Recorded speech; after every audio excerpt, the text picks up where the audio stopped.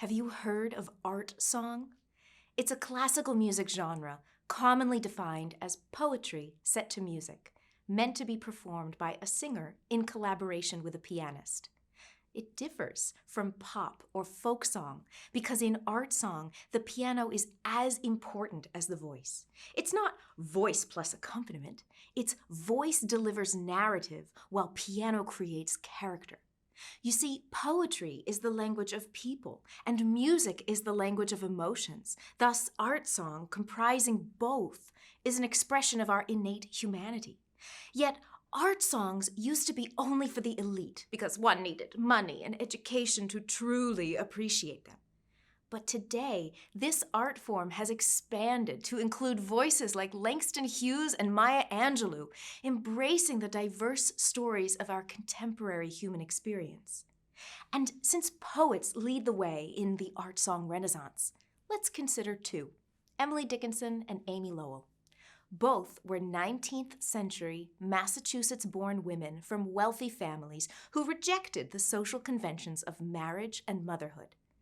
Yet despite these parallels, their poetic styles are polar opposites. Dickinson cocoons herself in minutiae and simplicity, while Lowell's writing is as grand in scope as her personality was large in life. Through my research, I found that despite Lowell's extroversion as the pugnacious dictator and Dickinson's introversion as the Amherst myth, it's Dickinson's words that have been set more frequently than Lowell's, 16 times more frequently, and that amounts to hundreds of additional song settings.